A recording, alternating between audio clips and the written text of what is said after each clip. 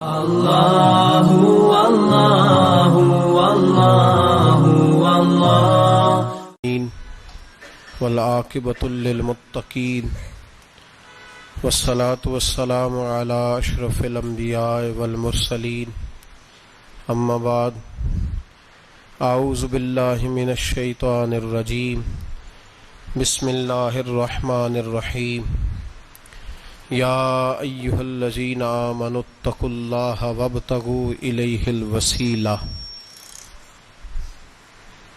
صدق اللہ العظیم وصدق رسولہ النبی الکریم ان اللہ وملائکتہ یصلون علی النبی یا ایہا الذین آمنوا صلوا علیہ وسلموا تسلیما الصلاة والسلام علیک یا سیدی یا رسول اللہ وعلی آلک واصحابک یا سیدی یا حبیب اللہ الصلاة والسلام علیک یا سیدی یا نبی اللہ وعلی آلک واصحابک یا سیدی یا نور اللہ اللہم صلی علی سیدنا و مولانا محمد معدن الجود والکرم وآلہ وصحبہ وبارک وسلم۔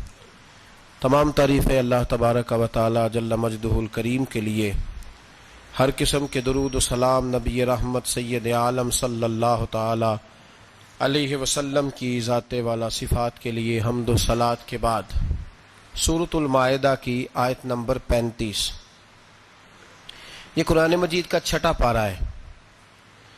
اللہ تبارک و تعالی نے ارشاد فرمایا یا ایھا الذین آمنوا اتقوا اللہ، اے ایمان والو اللہ سے ڈرو، وابتغوا الیہ الوسیلہ، اور اس کے رستے میں کوئی وسیلہ تلاش کرو،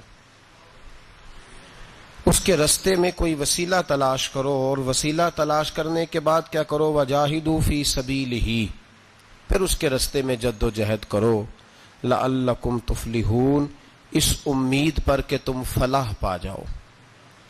تین باتیں اللہ تبارک و تعالی نے کامیابی کے لیے ارشاد فرمائی۔ پھر سنیے، سورۃ المائدہ ہے، آیت نمبر 35 ہے، چھٹا پارہ ہے۔ فرمایا اے ایمان والو اللہ سے ڈرو، ایک بات، اس کے رستے میں وسیلہ تلاش کرو، دو باتیں، پھر تیسرے نمبر پہ ارشاد فرمایا اب جد و جہد کرو، اب کوشش کرو اللہ کے رستے میں۔ ہوگا کیا کہ اللہ تمہیں کامیابی عطا فرمائے گا، تم فلاح پا جاؤ گے۔ وسیلہ اللہ تبارک و تعالی کے قرب کو حاصل کرنے کے ذریعے کے نام کو کہتے ہیں۔ ایسی چیز جو اللہ کے قریب کر دے، اللہ کی رحمت کے قریب کر دے، اسے وسیلہ کہا جاتا ہے۔ ہر نیک عمل اللہ کے رستے میں وسیلہ ہے۔ نماز بھی وسیلہ ہے، رشتہ داروں سے اچھا سلوک کرنا بھی وسیلہ ہے، صلہ رحمی کرنا بھی وسیلہ ہے، صدقات و خیرات کرنا بھی وسیلہ ہے، سچ بولنا بھی وسیلہ ہے، اللہ تبارک و تعالیٰ کی رضا والا ہر کام کرنا وسیلہ ہے، فرض بھی وسیلہ ہے، نفل بھی وسیلہ ہے۔ اگر اعمال اللہ کی بارگاہ میں وسیلہ ہیں تو اللہ کے اولیاء بھی اللہ کی طرف وسیلہ ہیں، اہل بیت بھی وسیلہ ہے، صحابہ بھی وسیلہ ہے، اور رب کریم کی بارگاہ میں سب سے بڑا وسیلہ رسول پاک کی ذات والا صفات ہے۔ سب سے بڑا وسیلہ حضور کی ذات، سب سے بڑا وسیلہ ہے، سب سے بڑا وسیلہ اللہ تبارک و تعالیٰ کے محبوب کی ذات ہے۔ یاد رکھیے گا، مظفر وارسی کہا کرتے تھے کہ چلے نہ ایمان دو قدم بھی اگر تیرا ہم سفر نہ ٹھہرے۔ یا رسول اللہ، اگر آپ کو ساتھ لا لوں تو میرے ایمان کی گاڑی دو قدم بھی نہیں چل سکتی۔ اور حضور قبر، حشر، آخرت تو وسیلہ علیحدہ چیز ہے نا۔ میں تو زندگی کے شب و روز گزارنے کے لیے آپ کا محتاج ہوں، آپ کے بغیر، آپ کی سنت و شریعت کے بغیر میری زندگی بھی نہیں گزرتی۔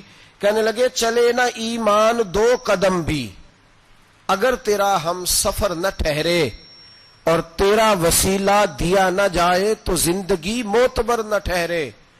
اور لبوں پہ ایاک نستعین ہے، پر میرا اس حقیقت پہ بھی یقین ہے، اگر تیرے واسطے سے مانگوں کوئی دعا بے اثر نہ ٹھہرے۔ نبی پاک بھی وسیلہ ہیں، نیک اعمال بھی وسیلہ ہیں. دو تین قسم کے گروہ پیدا ہو گئے ہیں امت مسلمہ میں.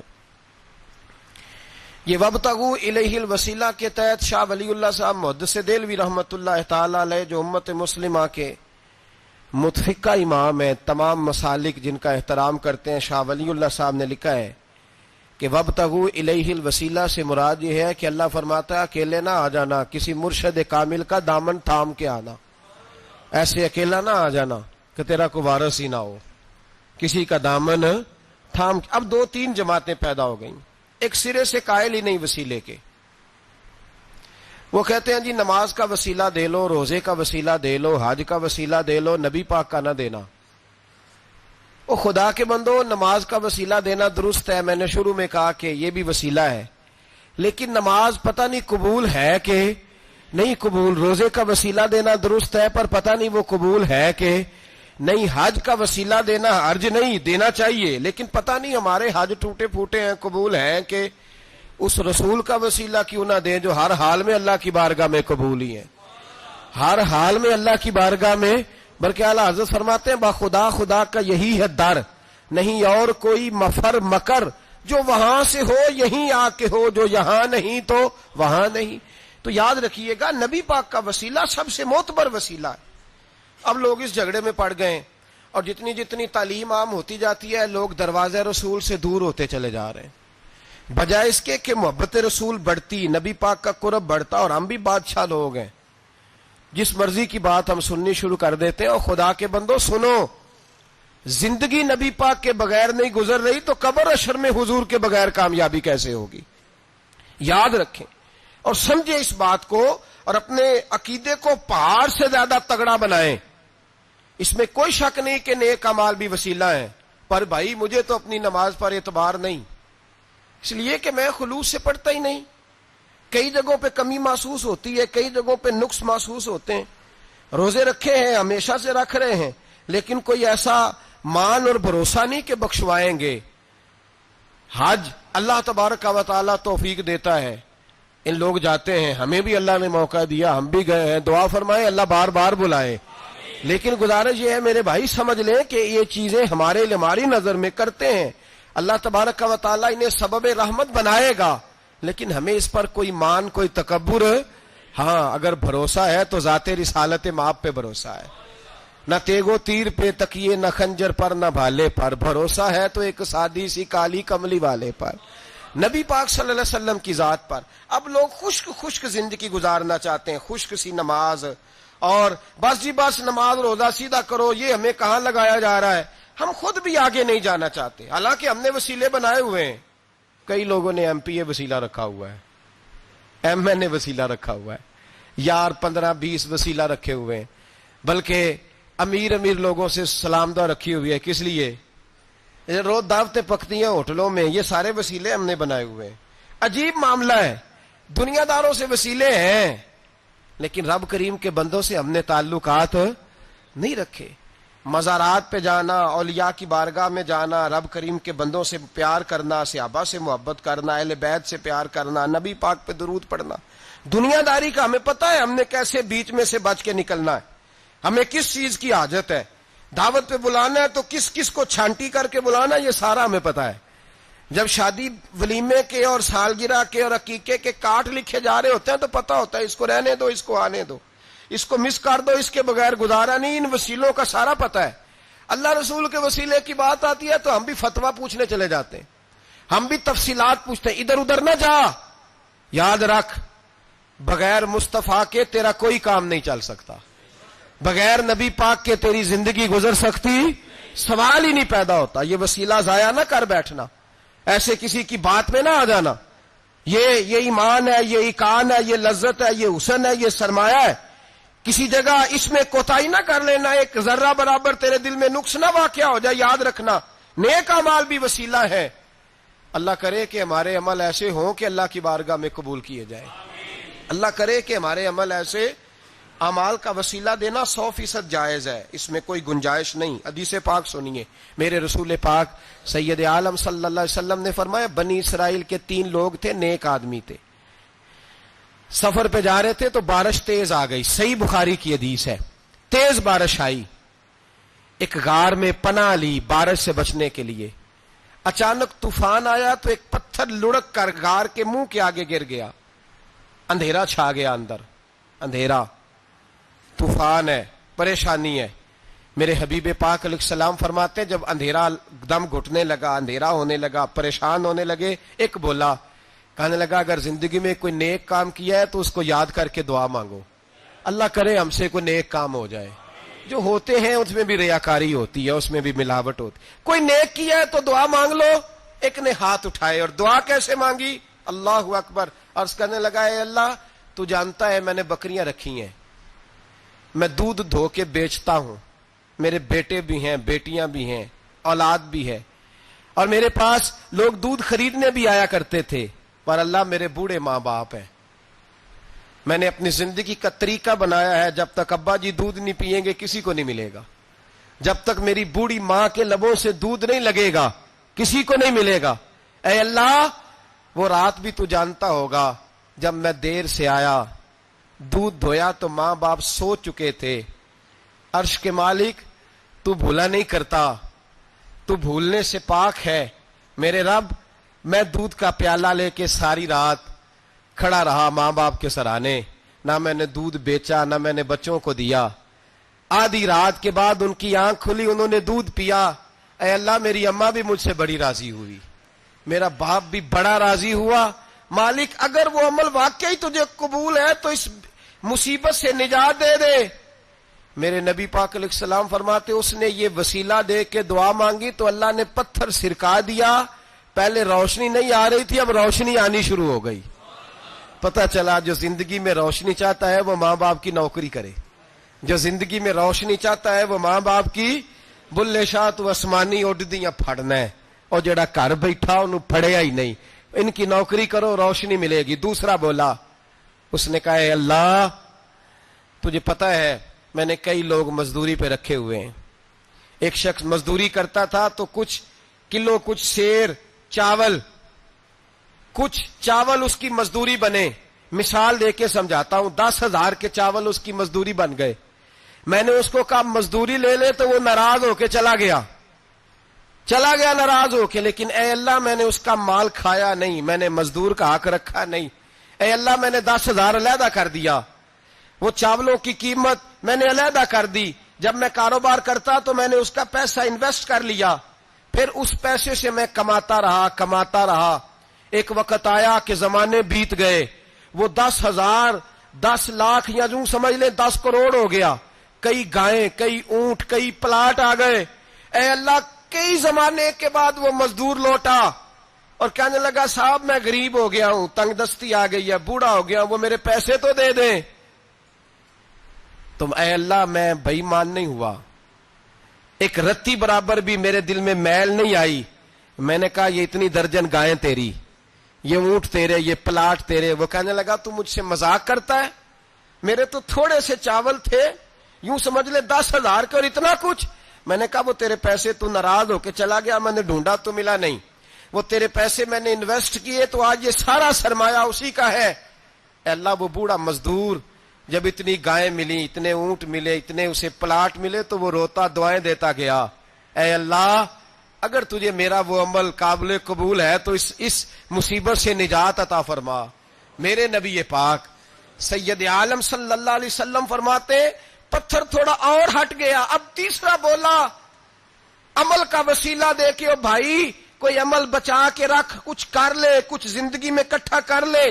کوئی تو ایسا عمل ہو جب قیامت آئے تو مصیبت سے بچ سکے, تو قبر میں مصیبت سے بچ سکے, تو دنیا میں مصیبت سے بچ سکے. میرے رسول پاک سید عالم صلی اللہ علیہ وسلم فرماتے تیسرا بولا, کہنے لگا اے اللہ تو جانتا ہے میں جوان, میں رانا, میں حسین, مجھے عورتیں دعوت دیتی تھیں, اپنی طرف مائل کرتی تھیں, لیکن میں کسی پر نہ دیکھتا. بس ایک چچا کی بیٹی پہ میں عاشق ہو گیا, اس کے میں قریب جانے لگا, بلانے لگا. 100 دینار بھی اکٹھے کیے اس کو دینے کے لیے. ایک ایسا وقت آیا کہ وہ راضی بھی ہو گئی. اے اللہ تنہائی بھی آ گئی. یوں سمجھ لو کہ میں جوان بھی, حسین بھی, مالدار بھی, میں چاہوں تو ایک ایک دن میں 4 دفعہ میں بدکاری کر سکتا تھا. اے اللہ ساری خوبیاں تھیں, وہ بی بی میرے پاس آئی، کمرہ تنہائی، کوئی دیکھنے والا نہیں تھا. جب میں اس کے قریب جانے لگا تو وہ عورت کہنے لگی تو رب سے ڈر جا، رب سے ڈر جا، رب سے ڈر جا. اے اللہ، طاقت بھی، جوانی بھی، حسن بھی، مال بھی، میں سب کچھ کر سکتا تھا پر تیری لیے. اور اگر مسلمان ہوگا تو کہے گا اے اللہ تیرے رسول کے لیے، اے اللہ مدینے والے چاند کی بات مان کے، اے اللہ آمنہ کے معصوم کی بات مان کے، اے اللہ جناب فاطمہ الزہرا کے ابا کی بات مان کے میں نے اپنے نفس کی خواہش کو کچلا اور کچل کر کے میں نے وہ گناہ نہیں کیا، اس کو آزاد کر دیا. اگر وہ عمل تیری بارگاہ میں قبول ہے تو نجات دے دے. میرے نبی پاک فرماتے ہیں بس دعا ختم ہوئی تو اللہ نے پہاڑ دور پھینک دیا، اللہ نے نجات دے دی. اللہ کرے میری ملت کے جوان کو بھی یہ نیکی نصیب ہو جائے، اللہ کرے ماں باپ کی خدمت کرنے والے بن جائیں، اللہ کرے ہم مزدوروں کا حق دینے والے بن جائیں، اللہ کرے ہم بے ایمانی دھوکے بازی کو چھوڑ دیں. اگر کوئی ایسا عمل ہوگا تو اللہ دنیا میں بھی نجات دے گا مشکلوں سے، قبر میں بھی اللہ نجات عطا فرمائے گا، قیامت میں بھی اللہ. عمل کا وسیلہ دینا رب کی بارگاہ میں جائز ہے. بولیے، اللہ کے ناموں کا وسیلہ دینا جائز ہے. کوئی بھی عبادت اگر خلوص کے ساتھ کی جائے، میرے نبی پاک نے فرمایا فرض نماز پڑھ کے تو جو دعا بھی مانگے گا رب تیری قبول فرما لے گا. فرض نماز پڑھ کے تو دو دعا بھی مانگے گا اللہ تیری. اس کا مطلب ہے اعمال کی برکت سے اللہ دعائیں قبول کرتا ہے، اللہ دعائیں قبول.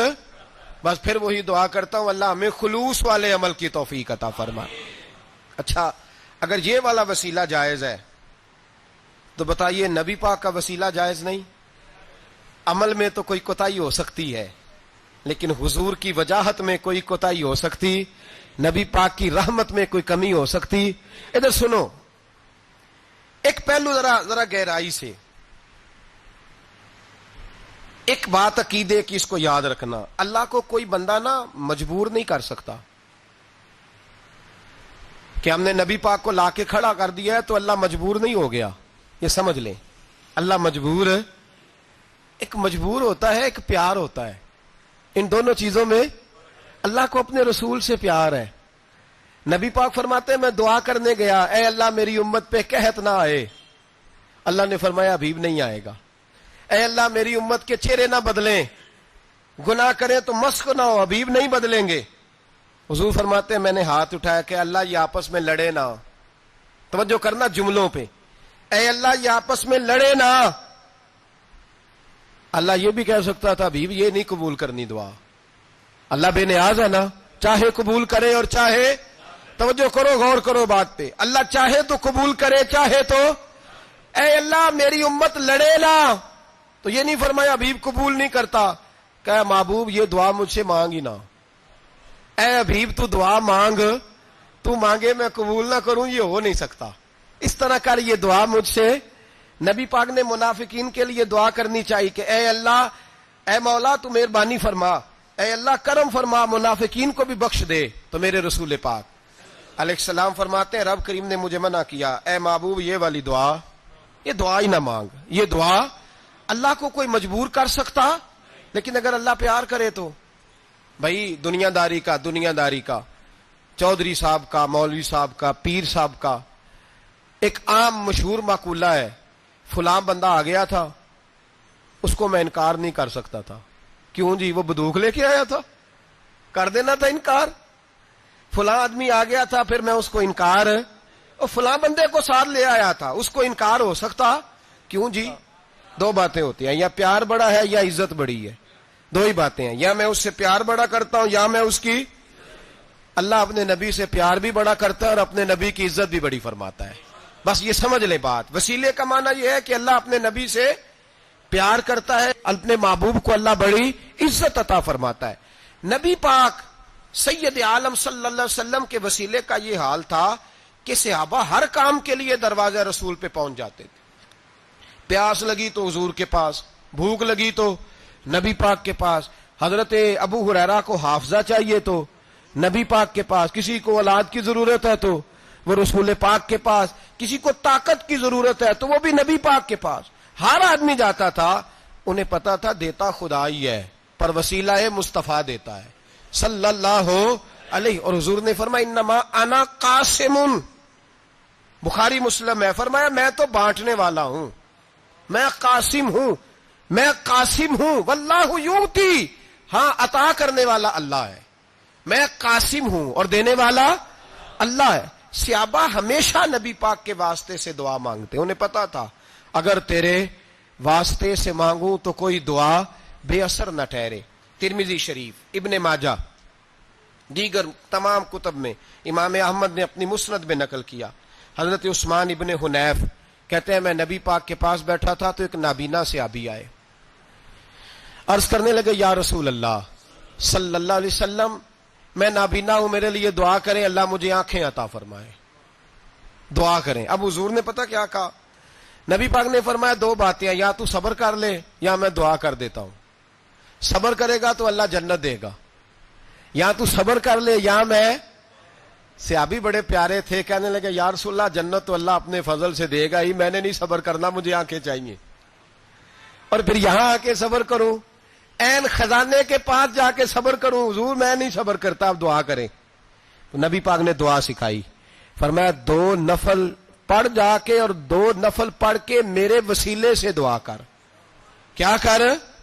اللہ سے کہہ کہ اللہ میں تیرے پاس تیرے رسول کا وسیلہ لے کے آیا ہوں، اور پھر کہنا یا محمد انی توجہت الیک، کہنا ہے محمد صلی اللہ علیہ وسلم میں آپ کے وسیلے سے اللہ کی بارگاہ میں حاضر ہوں، اور پھر اللہ سے کہنا کہ اے اللہ تو اپنے نبی کی سفارش میرے حق میں قبول فرما۔ کون سکھا رہا ہے؟ بولیے کس کو؟ بولیے۔ کہا جا میرے وسیلے سے جا کے دعا کر۔ حضرت عثمان کہتے ہیں وہ چلے گئے، دو نفل پڑھے، حضور کے وسیلے سے دعا مانگی۔ فرماتے ہیں وہ چلے گئے پر ہم کوئی نہیں گئے۔ آپ کیوں نہیں گئے؟ تو صحابہ کا نظریہ بتاتا ہے کہ وہ گئے اس لیے نہیں کہ ہم حضور کا معجزہ دیکھ کے ہی جائیں گے، کہتے ہم گئے نہیں۔ تھوڑی دیر گزری تو وہ صحابی جو اندھے گئے تھے جب واپس آئے ہیں تو اللہ نے انہیں آنکھیں عطا فرما دی۔ گئے تھے تو نابینا تھے، آئے تو بینا ہے۔ میرے نبی پاک صلی اللہ علیہ وسلم کا توسل، حضور کا وسیلہ خود حضور نے سکھایا ہے، خود نبی پاک نے، اور صحابہ کرام علیہم رضوان اس مزاج پر پورے عامل تھے۔ حضرت عمر فاروق صحابہ میں ایک دانشور شخصیت کا نام ہے، علم کے لحاظ سے، عمل کے لحاظ سے، بصیرت کے لحاظ سے، تقوی کے لحاظ سے ایک بڑی انفرادی اور منفرد شخصیت ہے۔ حضرت عمر کے زمانے میں قحط پڑ گیا، بارش نہیں ہوتی، حالات بڑے دگرگوں ہیں، پریشانی ہے۔ لوگ سیدنا فاروق اعظم سے پوچھتے ہیں حضور اب کیا بنے گا؟ جو میں نے پہلے حدیث آپ کی خدمت میں عرض کی وہ ترمذی اور ابن ماجہ سے، اب جو حضرت عمر کی روایت عرض کر رہا ہوں یہ صحیح بخاری میں موجود ہے۔ حضرت عمر فاروق رضی اللہ تعالیٰ عنہ کا زمانہ مبارکہ، قلت آ گئی، قحط آ گیا، بارش شدید ہے، صحابہ پریشان ہے۔ جناب عمر فاروق رضی اللہ تعالیٰ عنہ سے کہتے ہیں حضور کرنا کیا ہے؟ حضرت عمر پہلے تو خاموش رہے، پھر حضور کے چچا جناب عباس کو بلایا، کوئی بات نہیں کی، جناب عباس کا بازو پکڑا اور کھلے میدان میں لے گئے۔ حضرت عمر دعا کرتے ہیں اور پوری امت کو دعا کا طریقہ بتلاتے ہیں۔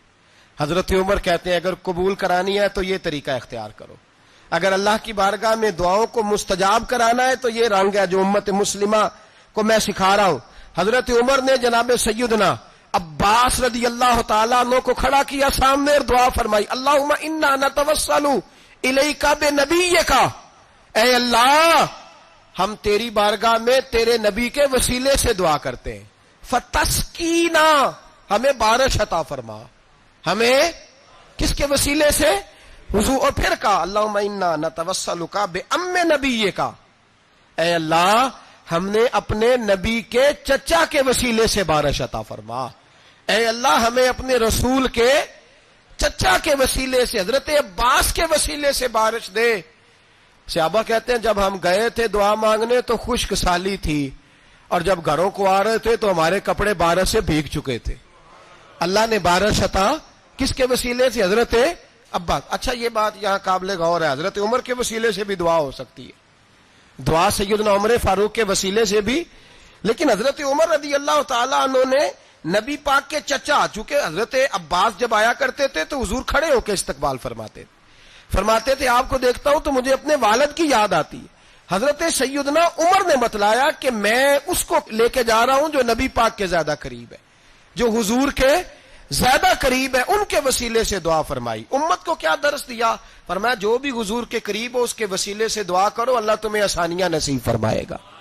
اب ہمارا حال یہ ہے، انتشار ہی انتشار ہے، اختلاف ہی اختلاف، شک کی شک ہے، پریشانی پریشان، واضح حدیثیں موجود ہیں۔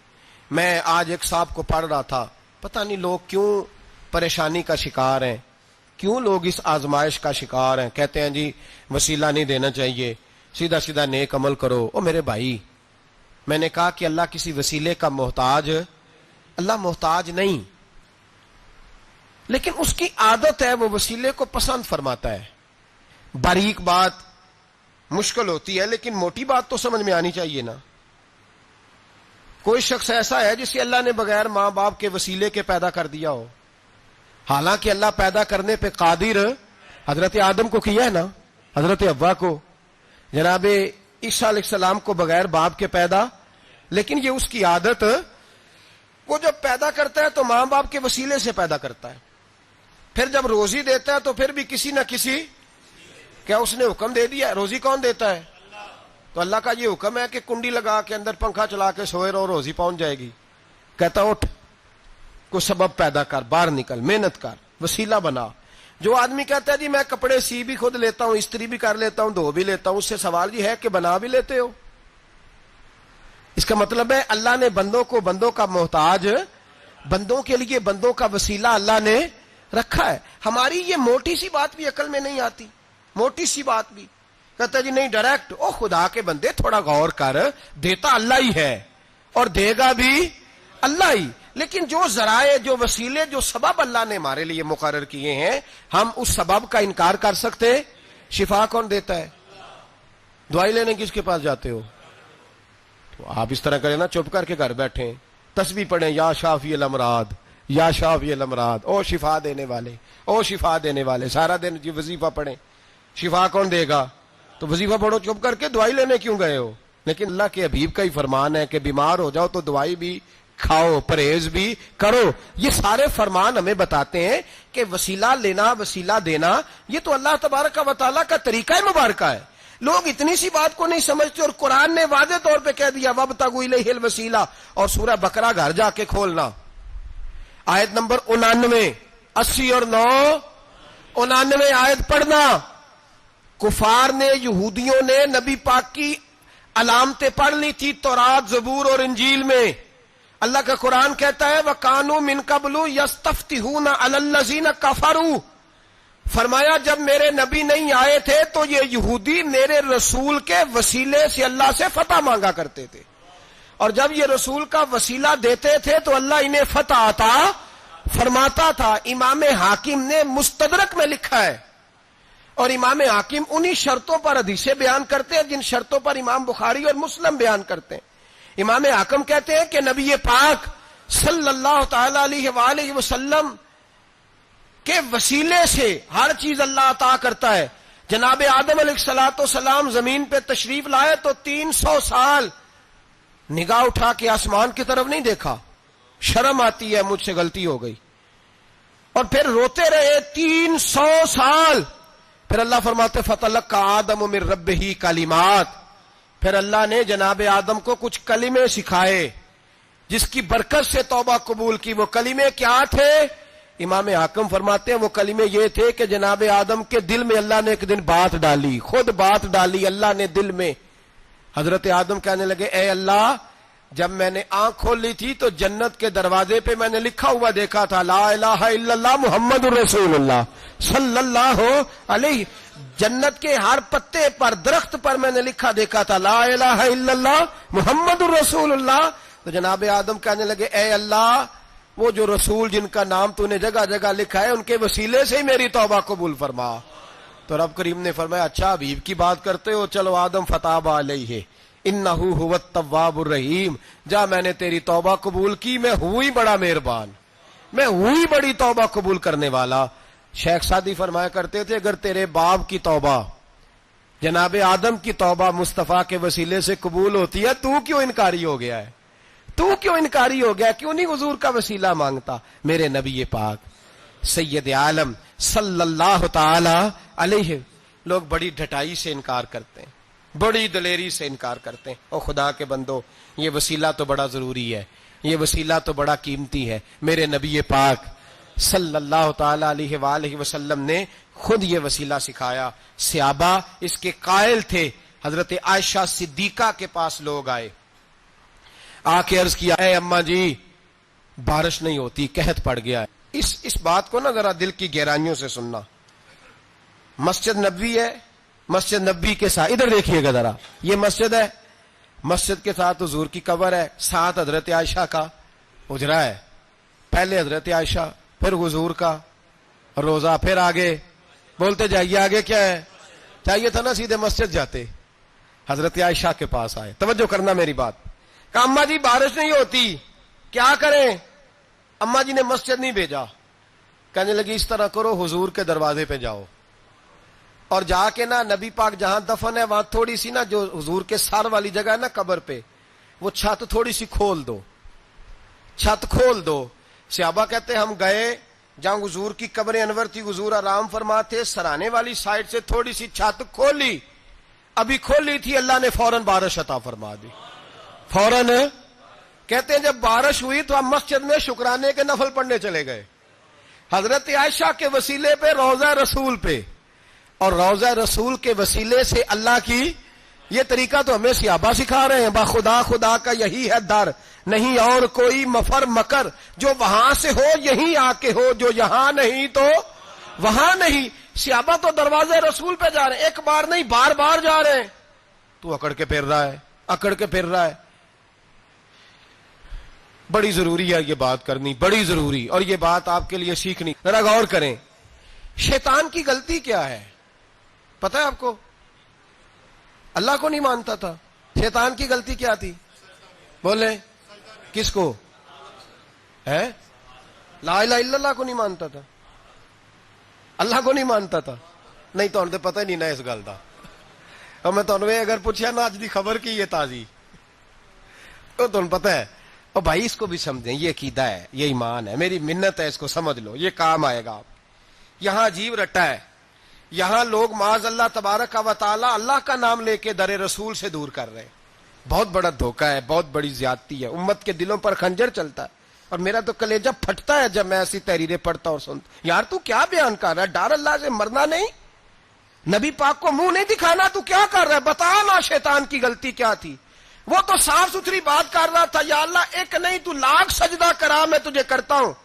اللہ نے فرمایا ادھر آنا، میرے محبوب کو سجدہ کر، کہنے لگا نہیں کرتا، فرمایا فخرج فإنک رجیم، نکل جا تو لعنتی ہے۔ جو حضرت آدم کو وسیلہ نہ مانے وہ لعنتی ہے، اور جو روضہ رسول پہ کھڑا ہو کے کہے میں نبی کو وسیلہ نہیں مانتا، جو دروازے رسول پہ پہنچ کے کہے میں نبی پاک کو وسیلہ نہیں مانتا، جو مصطفیٰ کے وسیلہ ہونے کا انکار کرے، تو کہتا ہے کہ دنیا میں وسیلہ نہیں مانتا، اللہ تو قیامت کے دن بھی کہتا ہے جو مصطفیٰ کے پاس سے ہو کے آئیں گے میں بخش دوں گا۔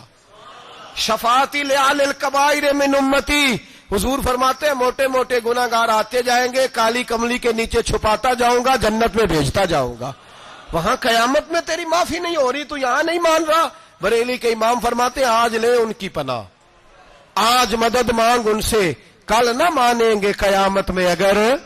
اور دیکھ تو کہتا ہے میری نمازیں، میرے روزے، میری زکاتیں، میرا جہاد کام آئے گا۔ سن، حضرت عبد الرحمن ابن عوف صحابہ میں سے تگڑا آدمی، اتنا بڑا شخص، اتنا بڑا آدمی کہ جس کے پیچھے میرے رسول نے نماز ادا فرمائی ہے، اتنا بڑا شخص، ہر جہاد میں سب سے پہلے، سب سے امیر تھے، صدقات خیرات بڑھ بڑھ کے دیتے تھے، ساری نیکیاں ہیں۔ ایک بی بی نبی پاک کے لیے ایک قمیض بنا کے لائی، ایک حدیث یہ ہے، یہ بخاری مسلم ہے، ایک حدیث یہ ہے کہ چادر بنا کے لائی، چادر بنا کے لائی، بڑے اچھے نقار نکالے، دروازہ رسول پہ آئی، حضور میری قبول کر لے۔ نبی پاک نے چادر اوڑی، اگرچہ ان کا نام شارحین نے لکھا ہے، صحیح حدیث میں صرف ایک صحابی کے لفظ ہے۔ شارحین کہتے ہیں کہ وہ عبد الرحمن ابن عوف تھے، چلو یار کوئی اور بھی تھے تو صحابی تو تھے نا، صحابی سے زیادہ تو نیک عمل ہم نہیں نہ کر سکتے، وہ صحابی تھے، یہ حضرت عبد الرحمن ابن عوف تھے۔ آئے آ کے کہنے لگے یا رسول اللہ بڑی پیاری لگ رہی ہے آپ کو چادر. حضور بنانے والے نے تو بڑی بنائی تھی، پر جب آپ پہ آئی ہے پھر تو نورون علی نور ہی ہو گئی ہے. حضور بڑی پیاری، کیا بات ہے کیا بات ہے. مکھ چند بدر شاہ شانی ہے، متھے چمک دی لاٹ نورانی ہے، کالی زلف تے اکھ مستانی ہے، مخمور اکھی ہن مد بھریاں. سبحان اللہ سبحان اللہ سبحان اللہ. ما اجمل کا ما اکمل کا. اور جو آخر میں بات کی وہ بڑی بڑی منفرد ہے. کتھے مہر علی تے کتھے تیری ثنا، مشتاق اکھی کتھے جاڑیاں. پھر کہنے لگے کوئی مثل نہ ڈھولن دی، تو چپ کر مہر علی ایتھے جا نہیں بولن دی. تو چپ کر مہر علی ایتھے جا نہیں. لم جاتی نظیر کا فی نظر مثلے، تو نشد پیدا جانا ایتھے جا نہیں بولن دی. جناب عبد الرحمن حضور کیا بات ہے. والضحیٰ واللیل اذا سجا. حبیب کیا بات ہے. حضور نے فرمایا تجھے اچھی لگ رہی ہے؟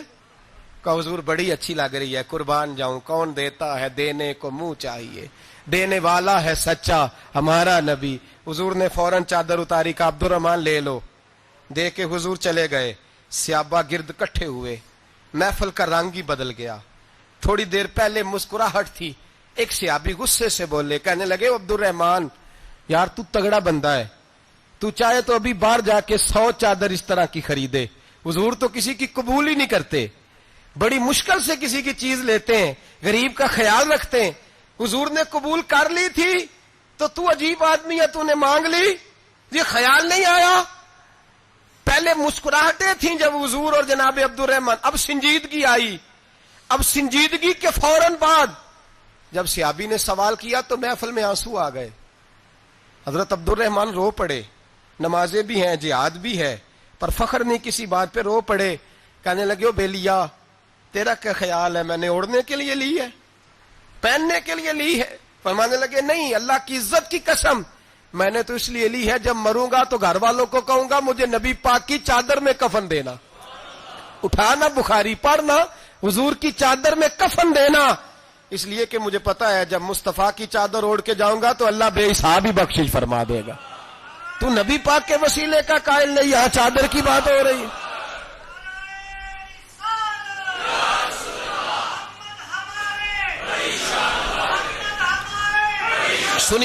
سنیے اور غور کیجئے. حضرت مولا علی شیر خدا رضی اللہ، ان کی اماں نے نا حضور سے بڑا پیار کیا. حضرت ابو طالب کے گھر میں نبی پاک نے پرورش پائی. ان کی والدہ حضرت علی کی والدہ جناب فاطمہ بنت اسد حضور سے بڑا پیار کرتی. صحابہ کہتے ہیں اس دن حضور بڑا روئے جس دن حضرت فاطمہ نے مدینے میں انتقال فرمایا. فاطمہ بنت اسد جناب علی کی والدہ فرماتے ہیں جب خبر ملی کہ حضرت علی کی والدہ وصال کر گئی تو حضور رونے لگے. فرمایا وہ علی کی نہیں، وہ تو میری ماں تھی، میری اماں تھی. امام ابو نعیم نے لکھا ہے، کہتے ہیں حضور نے فرمایا جب میری اماں کو غسل دینے لگو نا، کفن پہنانے سے پہلے مجھ سے پوچھ لینا. صحابہ کہتے ہیں کفن دینے سے پہلے عورتیں آئیں، حضور کیا کرنا ہے؟ نبی پاک اندر گئے، جو قمیض پہنی ہوئی تھی وہ اتار کے دی. فرمایا چٹے رنگ کا سفید رنگ کا کفن نہ دینا، میرا کرتا پہناؤ میری اماں کو. حضور نے کفن دیا. حضرت ابو ذر غفاری فرماتے ہیں جب جنازہ پڑھ لیا نا تو نبی پاک فرمانے لگے قبر صحیح بنائی ہے تم نے؟ حضور صحیح بنائی ہے. فرمایا نہیں لگتا نہیں. فرماتے ہیں یہ کہتے کہتے میرے نبی قبر میں اتر گئے، میری آنکھیں برس پڑی.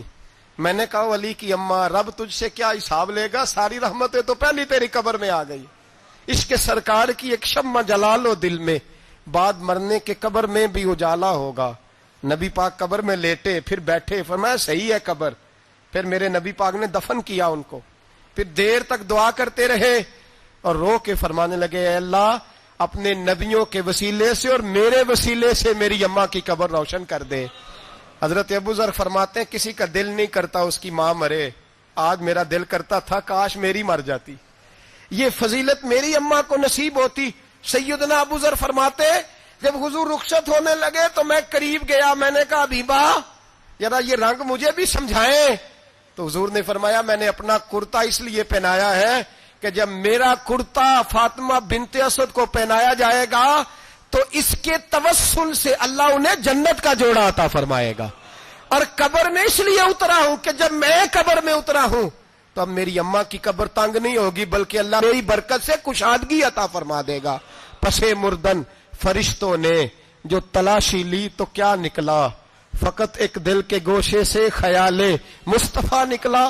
اور میاں صاحب تو تڑپ اٹھے، کہنے لگے قبر میری تے میرے پیرا جے کر پاویں پھیرا، قبر میری تے۔ چلو زندگی میں بھی دعا رہی، زندگی میں بھی دعا رہی کہ تو آئے، میں کو جیتے میرا دل بر سونا، کیوں کر اس نو بھاواں، وہ ویڑے میرے وڑدا نہ ہی، میں پئی لکھ وسیلے پاواں۔ میں نے زندگی میں بھی کہا، وہ نہیں آیا، کی سی جے درد بن کے آ جاندو، وہ نہیں آیا۔ میاں صاحب کہتے ہیں میری قبر میں بھی یہ دعا رہی، قبر میری تے میرے اب پیرا جے کر پاویں پھیرا، قبر میری تے میرے اب پیرا جے کر پاویں پھیرا، قبر دے وچوں ہڈیاں اٹھ کے مجرا کر سن تیرا۔ تو آ تو صحیح، میرے رسول پاک سید عالم صلی اللہ علیہ وسلم خود قبر میں لیٹ گئے۔ او بھائی، یہ وسیلہ اتنا پیارا، یہ وسیلہ حضرت ابو ذر فرماتے ہیں دل کرتا تھا یہاں میری اماں ہوتی، اتنی کرم نوازیاں، اتنی بندہ نوازیاں، اتنی رحمتیں۔ حضور نے خود حضرت زینب نبی پاک کی صاحبزادی بڑی بیٹی کا وصال ہوا، حضور اس دن بھی بڑا روئے اور فرمایا جب میری بیٹی کو غسل دے لو تو پہلے مجھے بتانا، کفن نہ دینا۔ صحابہ کہتے ہیں حاضر ہوئے، یا رسول اللہ بی بی صاحبہ کو غسل دے لیا، کیا کرنا ہے؟ تو حضور نے اس دن بھی کرتا اتار کے دیا، فرمایا میری قمیض میں میری۔ او بھائی یہ وسیلہ نہیں، یہ تجھے وسیلہ۔ ایک صحابی حضرت ابو معذورہ، شریعت میں کندھے تک بال رکھنا جائز ہے، اس صحابی کے اتنے لمبے بال تھے کہ جب وہ بیٹھتے تھے تو نیچے دب جاتے تھے۔ لوگوں نے منع کیا کٹواتا کیوں نہیں؟ فرمانے لگے نہیں کٹوانے۔ کہا کیوں؟ فرمانے لگے قبر میں لے کے جانے، قبر میں۔ کہا کیوں؟ فرمایا ان بالوں پہ ایک دفعہ نبی پاک نے ہاتھ رکھا تھا، حضور نے دست مبارک رکھا تھا، میں ساتھ للہد میں عشق رخ شاہ کا داغ لے کے چلے، ہم نے اندھیری رات سنی تھی چراغ۔ عبداللہ بن عتیق صحابی ہیں، حضور نے گستاخ قتل کرنے بھیجا، انعام دیے۔ انتقال کا وقت آیا تو بچوں کو بلایا، کہنے لگے یہ ایک ڈنڈا ہے، عصا ہے، جب مروں تو میری قبر میں رکھنا۔ کہا ابا جی سنا نہیں کبھی کسی نے ڈنڈا قبر میں رکھا ہو، عصا آپ کی قبر میں کیوں رکھے؟ فرمایا بیٹا تمہیں پتا نہیں، یہ معمولی نہیں، یہ وہ ہے جو میرے رسول نے مجھے دیا تھا، یہ میری قبر میں، قبر میری تے میرے اب پیرا جے کر پاویں پھیرا، قبر دے وچوں ہڈیاں اٹھ کے مجرا کن سن تیرا۔ پسے مردن فرشتوں نے جو تلاشی لی تو کیا نکلا، فقط ایک دل کے گوشے سے خیال حضرت انس بن مالک کہتے ہیں مر جاؤں تو حضور کے منہ مبارک میری زبان کے نیچے رکھ دینا۔ حضرت امیر معاویہ فرماتے ہیں میرے پاس حضور کے ناخن ہے، جب میں مروں تو میرے کفن میں رکھ دینا۔ میرے اعلی حضرت فرماتے ہیں ہمارے پاس کوئی شے نہیں، کوئی شے نہیں، نہ ہمارے پاس حضور کے بال مبارک، ہم کم نصیبوں کے پاس، ہم غریبوں کے پاس نہ منہ مبارک، تو حضور آپ کے پاس کیا ہے؟ فرمانے لگے لحد میں عشق رخ شاہ کا داغ لے کے چلے، کہنے لگے کلیجہ پھاڑ کے دیکھو اندر دل پہ میں نے نبی کا نام جو لکھا ہوا ہے۔ لحد میں عشق رخ شاہ کا داغ لے کے چلے، ہم نے اندھیری رات سنی تھی چراغ لے کے چلے۔ حضور کا نبی پاک صلی اللہ علیہ وسلم کا وسیلہ جو ہے، اس موضوع پر ہی بولتے جانے کو دل کر رہا ہے، لیکن اس عنوان کو ختم بھی کرنا ہے۔ ایک ہے حضور کا وسیلہ، ایک ہے اولیاء کا وسیلہ۔ یہ بات بھی 2-4 منٹ میں سمجھ لیں۔ صحیح بخاری مسلم میں میرے نبی پاک نے فرمایا ہے، حضور فرماتے ہیں لوگ جہاد کرنے جائیں گے، ایک زمانہ آئے گا میرے بعد لوگ جہاد کریں گے، پوچھا جائے گا تم میں کوئی صحابی ہے؟ کہا جائے گا ہے، تو نبی پاک فرماتے ہیں صحابی کی وجہ سے اللہ فتح عطا فرما دے گا۔ گویا ولی کا وسیلہ دینا۔ حضور فرماتے ہیں پھر لوگ جہاد کرنے جائیں گے تو پوچھا جائے گا مسلمانوں سے تم میں کوئی صحابی ہے؟ کہیں گے کوئی نہیں۔ کہا کوئی تابعی ہو صحابی کو دیکھنے والا؟ کہا جائے گا ایک ہے، تو فرمایا اس تابعی کی برکت سے اللہ فتح عطا فرما دے گا۔ نبی پاک فرماتے ہیں بخاری مسلم کے لفظ ہے، پھر پوچھا جائے گا لوگ جہاد کرنے جائیں گے، کوئی صحابی ہے کوئی نہیں، کوئی تابعی ہو کوئی نہیں، کوئی صحابی کو دیکھنے والے کو دیکھنے والا تبع تابعی ہو، ایک تبع تابعی ہے تو نبی پاک فرماتے ہیں اس کی برکت سے ہی اللہ فتح عطا فرما دے گا۔ مشکات میں، بخاری میں موجود ہے، نبی پاک فرماتے ہیں یہ جو اللہ تم پہ بارشیں برساتا ہے، تمہیں رزق دیتا ہے، یہ تمہارے ضعیف لوگوں کے وسیلے سے اللہ دیتا ہے، یہ کمزوروں کے وسیلے سے دیتا ہے۔ مشکات میں لفظ ہے، نبی پاک نے فرمایا 40 ابدال ملک کے شام میں ہوتے ہیں، جو عذاب تم سے دور رہتا ہے ان کی وجہ سے رہتا ہے، جو تم پر بارشیں برستی ہیں ان کی وجہ سے برستی ہیں۔ وہ کوئی بیٹھا ہوا مجھے دور دعا دیتا ہے، میں ڈوبتا ہوں پر سمندر اچھال دیتا ہے۔ شیخ سعدی فرمایا کرتے تھے میری زندگی میں جتنی بلائیں ٹلی ہیں میرے شیخ کے وسیلے سے ٹلی ہیں، میں اس کی چھتری کے نیچے رہتا ہوں، کرم مجھ پہ برستا رہتا ہے۔ اتنی حدیثیں سنا کے ایک واقعہ سنانا تو بنتا ہے کہ نہیں بزرگوں کا؟ میں چونکہ جب عقیدے کا موضوع ہوتا ہے تو میں نیچے نہیں اترتا، میں قرآن و سنت کے عین بیچ رہتا ہوں۔ ایک بات، مرید ہو گیا محمود غزنوی حضرت ابو الحسن خرقانی کا، بیعت ہو گیا، آنے جانے لگا۔ ایک دن کہنے لگا حضور کوئی تحفہ ہی دے دے، تو حضرت نے کرتا اتار کے دیا، کرتا دیا۔ یہ کسی کے پاس ہو تو بڑی نعمت ہوتی ہے، کسی بزرگ کا کوئی تبرک، کرتا دیا۔ فرمایا جب بہت زیادہ کوئی مسئلہ بن جائے تو کرتا سامنے رکھ کے دعا کرنا، اللہ تجھے فتح دے گا۔ محمود سومنات کے مندر توڑ رہا تھا، 2 4 5 دفعہ حملہ کیا، فتح نہیں ہوتی، اپنے شیخ کا جبہ رکھا ہے، اللہ اس کی برکت سے ہی فتح دے دے۔ کہتا میں نے جبہ رکھ کے دعا مانگی، اگلے دن حملہ کیا تو اللہ نے فتح عطا فرما دی۔ محمود کہتا فتح ہو گئی، میں رات کو سویا، حضرت ابو الحسن خرقانی خواب میں ملے، اور بابا جی کو میں نے دیکھا تو چہرے پہ جلال ہے۔ میں نے کہا حضور آپ ناراض ہیں؟ کہنے لگے محمود تو نے کوئی قیمت نہیں ڈالی میرے کرتے کی۔ یہ جملہ آپ کو زیادہ سمجھ آئے گا۔ کہنے لگے تو ککھ مول نہیں پایا، کوئی قیمت نہیں ڈالی تو نے میرے کرتے کی، بس ایک فتح۔ کہ حضور کیا مطلب؟ فرمانے لگے یہ میرے وجود سے لگا ہوا جبہ تھا، میں وہ شخص ہوں جس نے زندگی پر وہ کام کیا جس میں اللہ رسول راضی ہیں، اپنے آپ پہ پابندیاں لگا کے رکھی ہیں، رب نے اپنے فضل سے بڑا نوازا ہے۔ فرمایا اگر تو میرا جبہ سامنے رکھ کے یہ دعا مانگتا نا، اے اللہ ہندوستان کے سارے ہندوؤں کو ایمان کی توفیق دے دے، اللہ نے سب کو کلمے کی توفیق دے دینی تھی۔ تو نے کیا قیمت ڈالی میرے جبے کی؟ تر دامنی پہ شیخ ہماری نہ جائیے، ہم دامن نچوڑ دیں تو فرشتے وضو کرے، اور فرشتے بھی کرتے ہیں تعظیم میری، فدا ہو کہ ان پر یہ عزت ملی ہے۔ اللہ تبارک و تعالیٰ اپنے بندوں کو طاقتیں دیتا ہے۔ مسئلہ یہ ہے آج بہت سارے لوگ تو انکار کرنے لگے ہیں، اور ہم جو اہل ہیں، ہمارا جن کا عقیدہ ہے، جنہیں اللہ نے خوش عقیدگی عطا فرمائی ہے، وہ بھی بہانوں کا شکار ہیں، بہانوں کا شکار ہیں، کر لیتے ہیں، دیکھ لیتے ہیں۔ اللہ والوں سے دوستی لگائیں، ان کا قرب اختیار کریں، ہر دعا ہر التجا نبی پاک کا وسیلہ شامل حال رہنا چاہیے۔ اگر تیرے واسطے سے مانگوں کوئی دعا بے اثر نہ ٹھہرے، نبی پاک کا وسیلہ دو گے تو ہر جگہ ہی اللہ کامیابیاں عطا فرمائے گا۔ اور ہمارا تو عقیدہ یہ ہے کہ قبر حشر میں بھی بچیں گے تو رسول اللہ کے وسیلے سے بچیں گے۔ اللہ ہمیں اپنے محبوب کا وسیلہ نصیب فرمائے۔ آخر دعوانا ان الحمدللہ۔